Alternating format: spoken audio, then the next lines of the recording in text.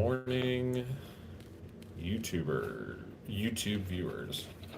So glad that you could find this morning meditation with me, the Jackal Bruit. That is fruit with a B, not like the brutish monster. Um, Better known as Jackson C. Brimbaugh. For today's morning meditation, we're going to be reading out of the New American Standard Bible. I typically am an ESV or the Message guy, but it was pinpointed out to me that I still had this copy of God's Word from my baptism back in the 1st of June 2014. So it felt apt here on the first morning meditation of 2026, 12 years since my choice to be baptized. I believe I was baptized as an infant. Not my choice, but is what it is. So we'll first be reading out of Proverbs chapter 1, verse 5. Then we'll be doing our daily square proverb, which if you look at the Church of the Codex Facebook page, you will find that the square proverb of the day is Proverbs 7, verses 14 through 17. So I will read it. I'll read that second, and then we will conclude our morning meditation with me, for the first time ever, attempting to sight read through hymn 695 here out of the Worship and Rejoice hymnal. It is As We Gather at Your Table. So as we gather at your table, and that is in the key of F. So we have our plan. Now let's attack. So today's morning meditation is titled The Wise Seek More Wisdom. And as we can see in Proverbs chapter 1, verse 5, a wise man will hear and increase in learning, and a man of understanding will acquire wise counsel. So anytime you see, typically, when it says a man, if it's not referring to a specific man, if it's instead a generic a man, the man, you can probably replace it with the human, a human. I don't think that the Bible was meant to be sexist in a way that men were greater than women. However, men are different from women. Obviously, a biological man can't have physical birth, can't give physical birth. So not to say that one is lesser than the other, but we are intentionally unequal. We are yoked with different burdens, and we are able to do certain things more intuitively, more instinctively. Now, I do believe that when it comes to like a physical task, anything a man can do, a woman can do. Maybe she needs a better tool or something, but like I truly am of the camp that if a man can do it, a woman can do it. And if a woman can physically do a task, then a man can physically do that task. So men, here's your challenge in this new year. Find a way to do the dishes, load the dishwasher, sweep the floor, mop. Maybe you have to buy a tool. Maybe you're going to buy a robo vacuum and a robo mopper. Technically, if you were the one that bought it, you did the task. No? Find ways that if you view it, if your brain instinctively tells you, oh, that's a woman's job, no. Fight back against that. And instead, tell yourself it's our job. When you live under a house, it's not her job, my job. It's not his job, her job. It's our chores that need to be done in order to keep the house sustained and livable. So that's some wise counsel that you have sought for today. And if we jump now to the daily proverb, the square proverb of the day, which again you can find on the Facebook page, The Church of the Codex on Facebook. I am the sole manager, admin, proprietor, creator of that page, and I do my best to share the wisdom that I come across. And something easy that I like to do, because I love the book of Proverbs. To me, the book of Proverbs is just full of wisdom. It's literally the book of wise sayings. So when in doubt, go to Proverbs, see what wisdom you can glean from arguably one of the wisest men who ever lived. I mean, to the point when he was gifted his wisdom by God. If you're not familiar, Solomon, the son of King David, is allegedly the author of Proverbs. And he was gifted by God. God came down to him and said, Solomon, if you could ask for anything, what would you ask for? And Solomon said, I would ask for wisdom. I want the wisdom to answer people's problems, to know how to lead your people. And so God said, because you have asked for wisdom, because you didn't ask for riches or power or victory over your enemies, I shall grant your wish. And so I think that the book of Proverbs now is God's answer to us when we ask for wisdom. Here it is, and you can seek so much wisdom out of this. And so to keep a little bit of randomness, because I never know. Bible, yes. So I'm reading currently out of the New American Standard Bible. I'm a big fan of either the ESV or the Message. ESV is like if I'm really studying, going deep. The Message is if I want a little more conversational tone. But the reason I picked this one this morning, you can go back to the beginning of this live stream. Once it's a VOD, I'll make sure that it gets uploaded as a video on demand. This was actually my baptism Bible. So the pastor who baptized me gifted me with this Bible here in Canada. I think we might use the American. Yeah, ASV, the American Standard Version Bible, also a pretty good one. Truly, nothing's wrong with King James. It's just it reads a little old-ish to me, so I tend to favor a more modern translation. But I'm not going to knock a book of the Bible so long as its saltiness is there. And I have some verses that I go to kind of test a Bible's metal. One of mine is actually since we're talking about this, American Online was used in Canada and a lot of American stuff. So well, I mean Celine Dion, I believe, a great, singer that people maybe think is American. No, I believe she was Canadian. So or Bieber, Canadian. When we think of America, we have to remember that North America is much more than just Usians. This U.S. centric view.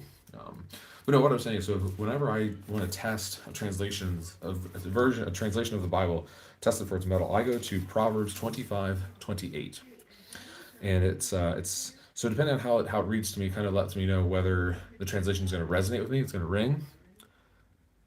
Yeah, which is nice. Yeah. Europeans, they got, I don't even know. It's like a three-pronged whatever, and we typically us Americans, we got two prongs. We can sometimes use the ground pin, but if you get into some electrical stuff, you'll learn that the ground pin not really that important. Yeah, I mean for big electronics, obviously you want to be grounded, but small scale stuff, low voltage, low current, not going to be dangerous. But anyway, like I was saying, if I'm going to test the metal of a translation, I look to Proverbs chapter 25, verse 28. So here in this, the New American Standard Bible, it reads, "Like a city that is broken into and without walls is a man who has no control over his spirit." And so that really resonates because, this idea of like self-control or control over your spirit, because I think if you have control over your spirit, you'll have control over your mental, you'll have control over your physical, and hopefully those can then lead to some control over the emotional. To me, emotions are chaotic and erratic, but ultimately you have to try to rein in your emotions and be aware of them. Oh, that's true. Yeah. I didn't even thought of that. That's an excellent point. Farting the fart. So thank you for chiming in there. That when you get to 240 volts, you get four prongs because at that point the voltage just gets high because voltage is what kills you. Anybody who's done a little bit of electrical work, you learn very quickly that the amperage, the amps, is what kills. Voltage is actually not really that scary, but high volts tends to high currents. So that's why you have to be careful. Anyway, so if you go to the Church of the Codex Facebook page, you'll see even you can find it on my Twitter. So at Jackal Bruit, my Twitter handle. Oh, good to know. So apparently in North America, the 240 volts is actually split phase. Okay. So the square proverb of the day, chapter 7, verse 14. "I was due to offer peace offerings. Today I have paid my vows. Therefore I have come out to meet you, to seek your presence earnestly. And I have found you. I have spread my couch with coverings, with colored linens of Egypt. I have sprinkled my bed with myrrh, aloes, and cinnamon." If that kind of sounds a little out of place, it should. The text there for the square proverb of the day, if you go back to the prior verses in Proverbs, it's been like the temptress, and so the square proverb of today deals with the temptress really making her sales pitch of trying to tempt away the main character that we've been following in the square proverbs. So I'm just going to go ahead and bookmark that square proverb of the day, and now we're going to, as promised, conclude. I have about 2-3 minutes here. So I'm going to just do my best to get as far as long as I can in the hymn "As We Gather at Our Table," hymn number 695 out of the Worship and Rejoice hymnal by the Hope Publishing Company. So it is the key of F.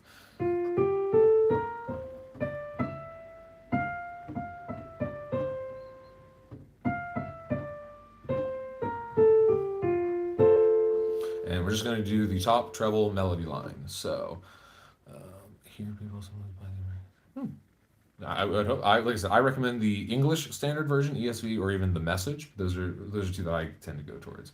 So, I know, but just maybe here.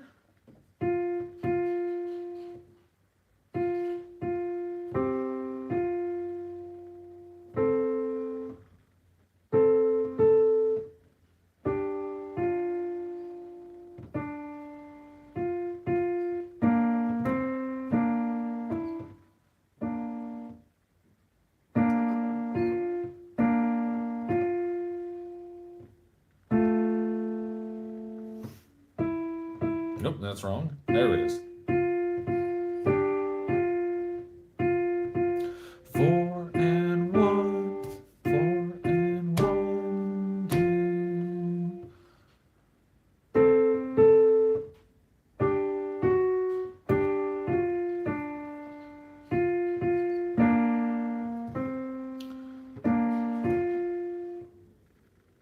Oh, is that a G? No, it's a yep. Oh, yep.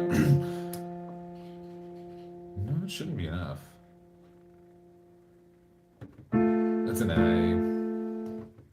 Stern.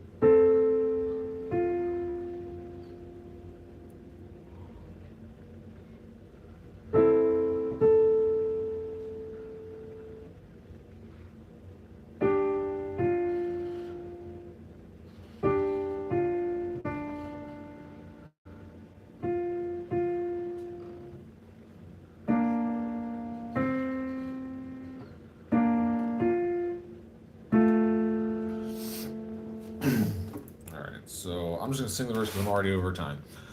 As we gather, as we 1, 2, 3, 1, 2, 3, 1. As we 1, 2, as we gather. Wow, this is really tricky. I want to go faster than it's written.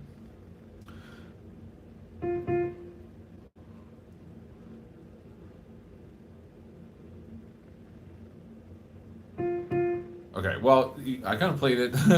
Like I said, I'm over time. Maybe I will continue this as we gather at your table and continue the talk of wisdom tomorrow or the next time I do one of these morning meditations. I can't guarantee that it'll be tomorrow, but hopefully the next time that I am so blessed to do a morning meditation, maybe I will continue on with the hymn 695 as we gather. Or please go feel free to look up the as we gather hymn. It sounds like it was a beautiful, beautiful hymn. So yeah, just to get a sense of what the words are. As we gather at your table, as we listen to your word, help us know, O God, your presence. Let our hearts and minds be stirred. Nourish us with sacred story till we claim it as our own. Teach us through this holy banquet how to make love's victory known. Turn our worship into witness in the sacrament of life. Send us forth to love and serve you, bringing peace where there is strife. Give us, Christ, your great compassion to forgive as you forgave. May we still behold your image in the world you died to save. Gracious Spirit, help us summon other guests to share that feast, where triumphant love will welcome those who had been last and least. There no more will envy bind us, nor will pride our peace destroy, as we join with saints and angels to repeat the sounding joy. So, may the Lord give blessing to those who have ears to hear. But you know what? Y'all have been on YouTube probably long enough. So go out there, touch some grass, breathe in some fresh air.